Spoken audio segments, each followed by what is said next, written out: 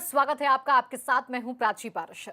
Corona में बॉलीवुड के दूसरे एक्टर सोनू सूद से सुर्खियां बटोरने में पीछे रह गए।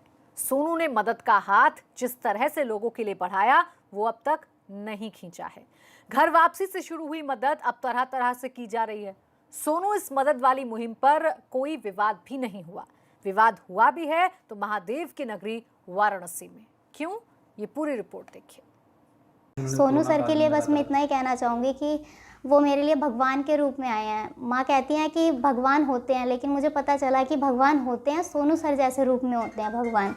हार्टली थैंक यू सर को, मैं इतना ही कहना चाहूँगी। सोनू सूद को भगवान का दर्जा देने वाली इस लड़की को शायद ही आप पहचानते होंगे, और शायद ही सोनू सूद भी, तब तक जब तक इस लड़की ने उनसे मदद की गुहार न लगाई थी।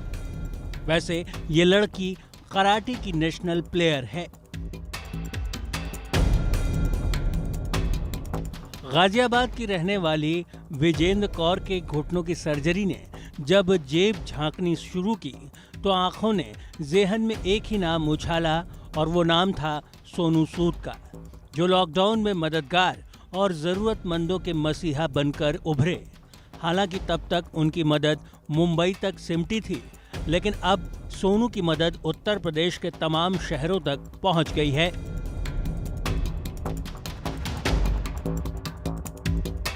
गाजियाबाद के बाद सोनू की अगली मदद सोनभद्र में उस पिता के पास पहुंची जिसका नवजात जिंदगी से संघर्ष कर रहा था।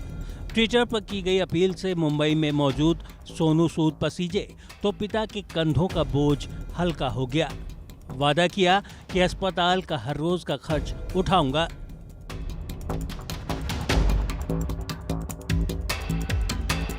पैसा तो गाँव में हम भर्ती नहीं कर रहे थे। डॉक्टर साहब बोल रहे कि भर्ती करना पड़ेगा, तो मैंने सोनू सर को प्रयोग किया, तो उसके बाद वो हेल्प किया कि आज भर्ती किया है। फिर हॉस्पिटल के अकाउंट में भर्ती मतलब पैसा भेज रहे हैं। 25 से 24 घंटे का लग रहा है। एक माँ के लिए बच्चे से बड़ी पूंजी भला क्या हो सकती है। उसने तो फैसला कर लिया बच्चे का नाम ही सोनू सूद रखने का। बच्चा का आपको तबीयत खराब हो तो के मदद करा था आपने? सोनू सूद सिंह। तब का आप चाहते उन्हें आगे उनकी कैसे धन्यवाद है आपको? हम देंगे हमारे बेटे के लिए, उनको धन्यवाद है, हमारे के लिए उनको धन्यवाद है। जहाँ रहे तो वहाँ वो अच्छे से रहें। हम अपने बेटे का नाम सोनू सूद सिंह ही रखेंगे। ये खबर जब हमने अपने इसी कार्यक्रम मुद्दे की बात में उठाई तो इसकी चर्चा सोशल मीडिया पर भी हुई, जिसमें एक यूजर ने इसे सोनू की दरियादिली से जोड़ा तो सोनू सूद ने भी एबीपी गंगा की इस पहल को शेयर करने से खुद को रोका नहीं। यहाँ तक तो सब ठीक था, लेकिन जैसे ही सोनू ने काशी में एंट्री ली, वो अचानक फिर रियल हीरो की जगह विलेन बनते दिख रहे हैं। हालांकि विलेन उन्हें सियासत बनाने पर तुली है।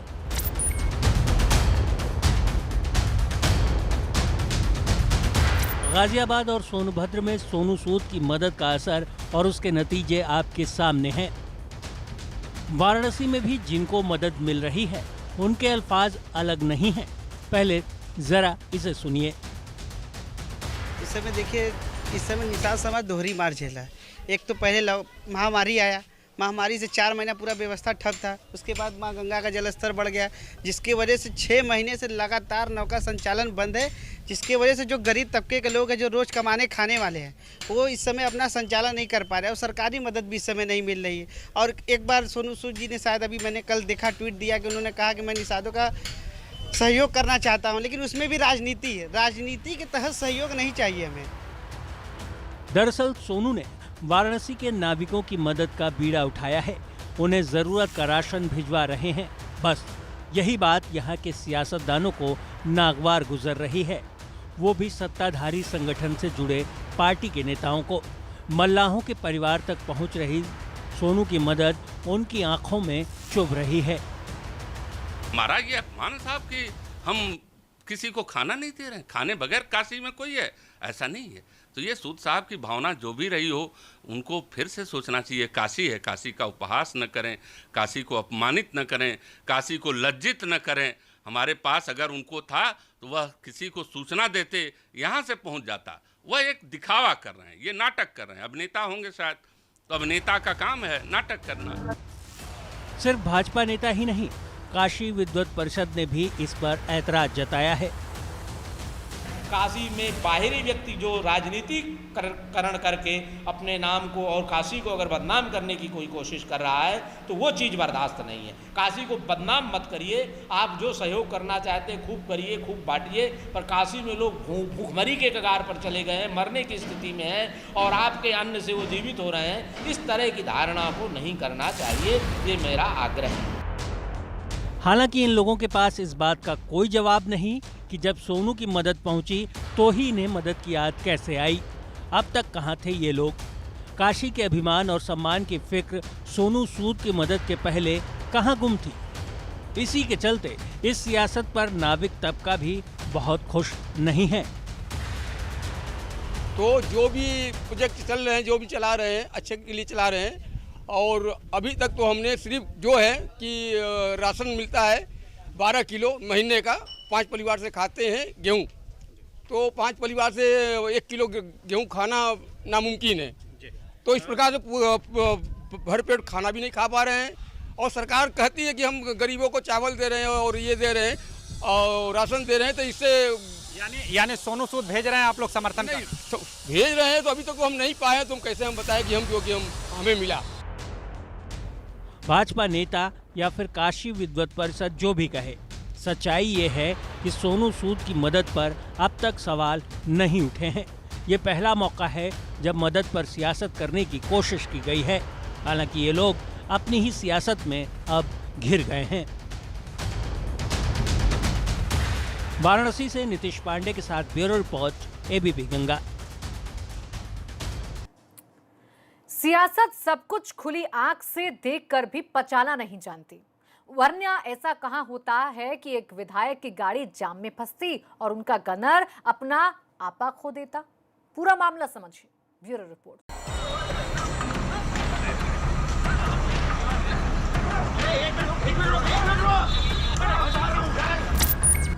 देखा आपने, मानो अकेले ही पूरे उत्तर प्रदेश की कानून व्यवस्था का बोझ ये सिपाही अपने कंधों पर लिए घूम रहा था और जरा सी गड़बड़ी पर ये इस कदर बौखला गया कि अपने आपे से बाहर हो गया।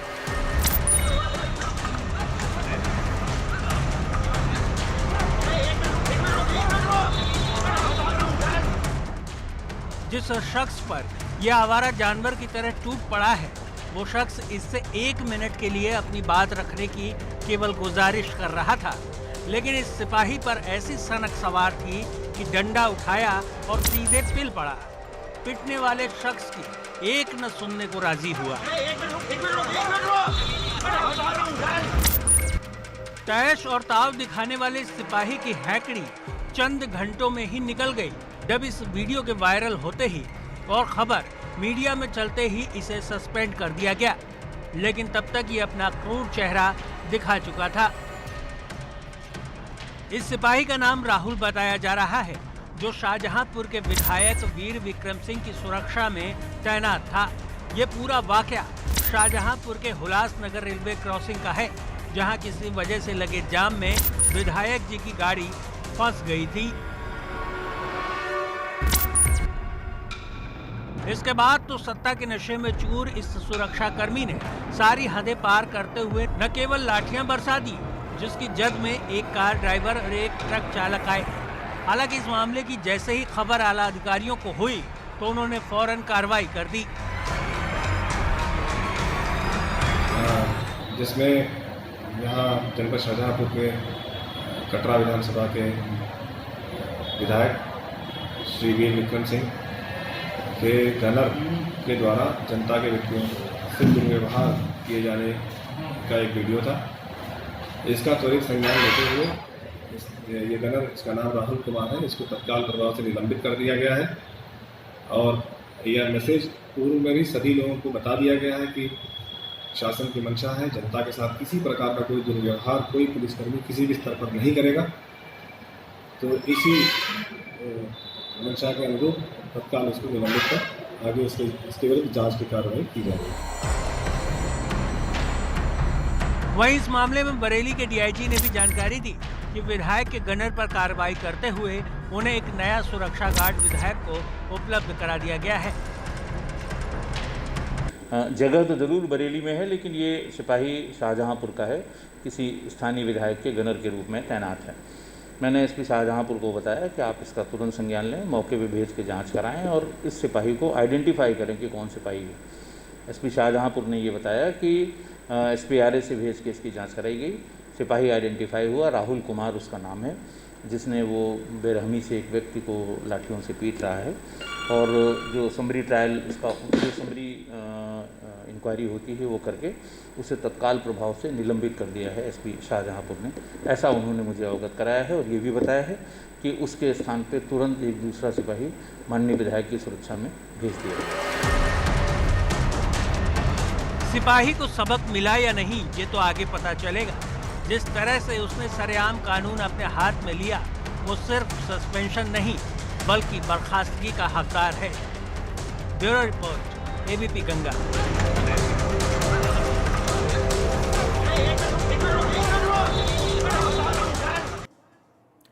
और पुलिस की ऐसे ही ज्यादती का आरोप लगाकर बागपत के गांव के लोगों ने पलायन का नोटिस चस्पा कर दिया है, जिसमें कहा गया है कि वो अपना घर बेचकर जाना चाहते हैं, जिसकी वजह दोघट थाना पुलिस है।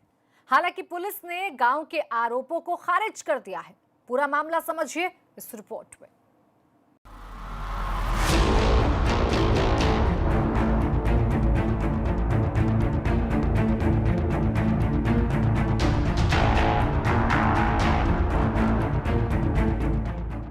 इंसाफ के लिए ये सिर्फ ऐलान नहीं है बल्कि बेबसी का इश्तिहार है, गुहार है इलाके की दोघट पुलिस के खिलाफ। वजह है पुलिस की कार्रवाई, जिसमें शाबाशी पाने की जिद, पीठ थपथपाने का जुनून किसी की जान लेने से भी गुरेज नहीं करता।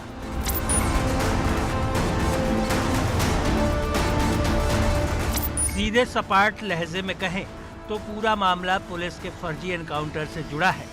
गांव वालों का दावा है कि 30 अगस्त को दोघट पुलिस ने टिकरी चौकी के पास गांव के एक युवक प्रवीण को मुठभेड़ में जख्मी होना बताया। परिवार और गांव का कहना है कि पुलिस उसे अपने साथ पकड़ कर ले गई थी, पैर में गोली मारी। और गांव वालों के इस दावे का आधार है गांव में लगा CCTV कैमरा। इसमें कैद पुलिस की तस्वीरें, जिसमें पुलिस की 3 गाड़ियां देखी गईं। पुलिस ने इस मामले में प्रवीण से असलहों की बरामदगी भी दिखाई थी।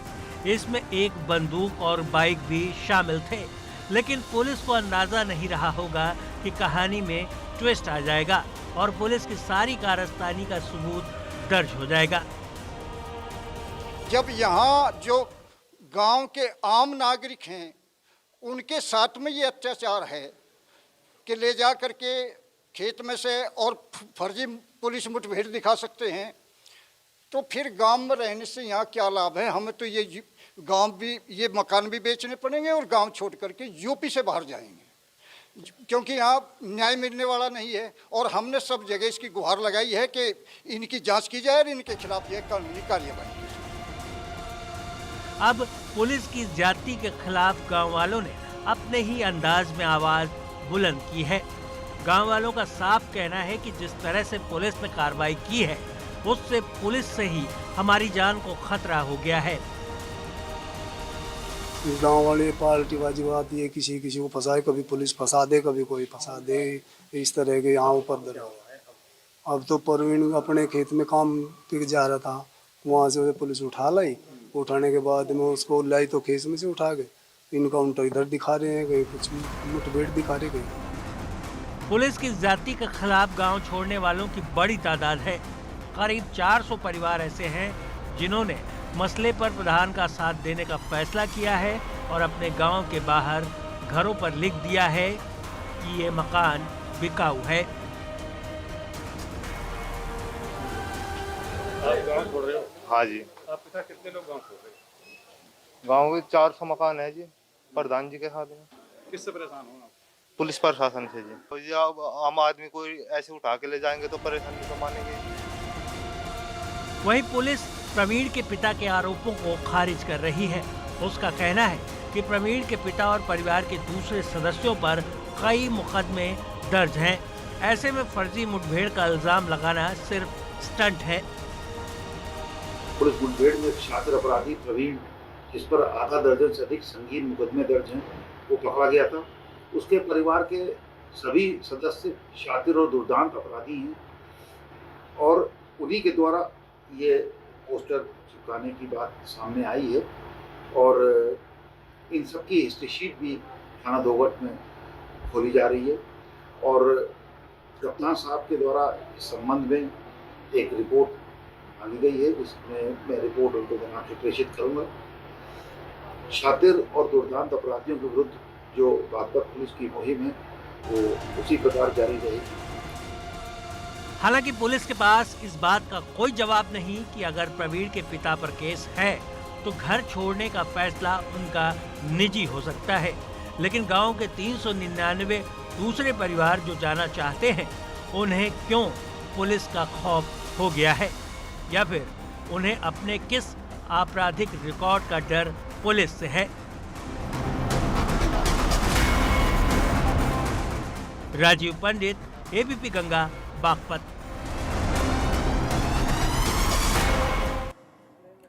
वहीं गोरखपुर में एक शिक्षक के नाम पर दूसरे शिक्षक की नौकरी का मामला सामने आया है। अब इस मामले में बीएसए की तरफ से जांच कराई जा रही है।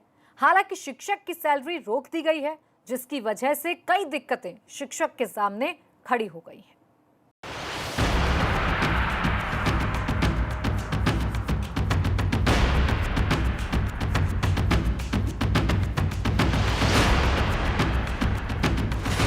शिक्षा विभाग में हो ना हो, कोई तो ऐसा रैकेट है जिसकी सत्ता समानांतर चल रही है। सबसे पवित्र चीज को भ्रष्ट व्यवस्था के मकड़ जाल ने ऐसा घेर लिया है कि इससे उबरने का रास्ता ना तो सरकारें खोज पा रही हैं, ना सिस्टम।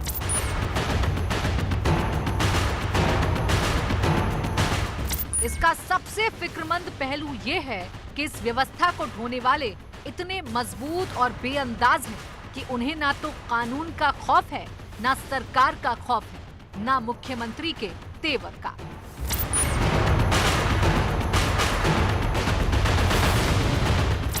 अगर होता तो अनामिका शुक्ला मामले की जांच के बाद मुख्यमंत्री के निर्देशों पर शिक्षा विभाग की शुरू हुई जांच में उजागर होने वाले नामों का सिलसिला बंद हो जाता।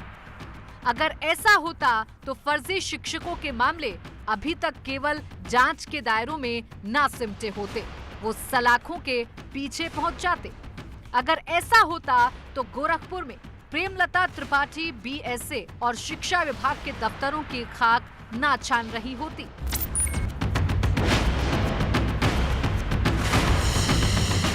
प्रेमलता त्रिपाठी की पोस्टिंग गोरखपुर के सहजनवा इलाके के स्कूल में 6 अक्टूबर 2012 को हुई। हालांकि सबसे पहली नियुक्ति फरवरी 2009 में बस्ती जिले के कुदहरा ब्लॉक के स्कूल में हुई। 8 साल बाद प्रेमलता को खबर मिलती है कि उनके नाम की एक महिला शिक्षक भदोही जिले में तैनात है, जिसकी नियुक्ति का साल 2011 है।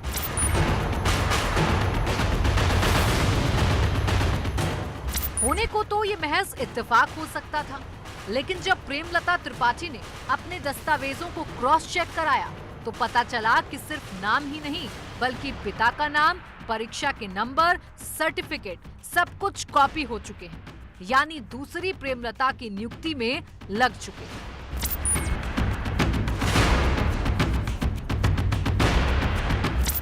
आंख मूंद कर चल रही व्यवस्था की आंख 8 साल बाद खुली। अब जब आंख खुल ही गई है तो फिर गोरखपुर और भदोही दोनों जिलों के बीएसए ने इसकी जांच शुरू कर दी है। अभी एक प्रकरण तत्काल संज्ञान में आया है कि एक प्रेमलता त्रिपाठी हमारे यहाँ कार्यरत हैं सहजनवा में, और उसी नाम की एक भदोही में कार्यरत है। तो भदोही के जिला बेसिक शिक्षा अध्यक्ष से हमारी वार्ता भी हुई है, डिटेल करने दिया है। हमारे यहाँ की वो अभी टीचर आई थी, उसने अपने समस्त प्रमाण पत्र दिया है कि सर मैं हूँ और मेरे जगह कोई और नौकरी कर रहा है। ये 2009 से नौकरी कर रही है और भदोही वाली 2011 से, और इन्हीं के सर्टिफिकेट से कोई भदोही में कर रहा है। इनके खिलाफ कार्रवाई वर्तमान है, सेवा समाप्ति की और वसूली की भी, और जो भी कार्रवाई सकती है। दूसरी तरफ इस मसले के चलते प्रेमलता त्रिपाठी की सैलरी रोक दी गई है। जांच पूरी हो जाने तक। ऐसे में शिक्षक दफ्तरों के चक्कर काट रही इंसाफ पाने के लिए। सवाल इसलिए भी उठ रहे हैं कि जब प्रेमलता त्रिपाठी ने 2009 में नौकरी ज्वाइन कर ली तो 2011 की नियुक्ति करते समय विभाग ने दस्तावेजों की जांच में लापरवाही क्यों बरती? एक्चुअली मेरे नाम पर कोई भदोही जिले में जो है वो नौकरी कर रहा है, तो वो अभी हमें 3-4 दिन पहले पता चला है। जब डेटा करेक्शन के लिए हम BRC गए हैं तब मालूम हुआ कि मेरे नाम का तो ऑलरेडी एग्जिस्ट बता रहा है। हो सकता है बिना हुए कैसे रहेगा, क्योंकि मेरा नाम, मेरे पिता का नाम, डेट ऑफ बर्थ, जो मेरे जो एजुकेशन क्वालिफिकेशंस हैं उनके ईयर सब कुछ सेम है, तो कैसे हो सकता है? कहीं से तो ये लीक हुआ होगा। PSA सर तो ऐसा कुछ नहीं बोले, लेकिन वो तो हमें भुगतना पड़ रहा ना। मेरी सैलरी रोक दी गई है। अच्छा, आपकी सैलरी? हमारी सैलरी, क्योंकि जब तक जांच होगी नहीं तब तक पता नहीं चलेगा सही कौन गलत कौन। तो वो तो मान ली लॉजिकल है, लेकिन सफर तो हमको करना पड़ रहा है ना। ये सारे मामले बताते हैं कि शिक्षा विभाग में पसरी भ्रष्टाचार की जड़ों को खत्म कर पाना आसान नहीं है। सरकार की नीतियों को ठेंगा दिखाकर अपना उल्लू सीधा करने वाले लोग इस सिस्टम का हिस्सा हैं, जिनके लिए बस चेहरा नया होता है, उनकी हरकतें नहीं। गोरखपुर से नीरज श्रीवास्तव के साथ ब्यूरो रिपोर्ट, ABP गंगा। और यहाँ वक्त एक छोटे से ब्रेक का, जल्द लौटेंगे।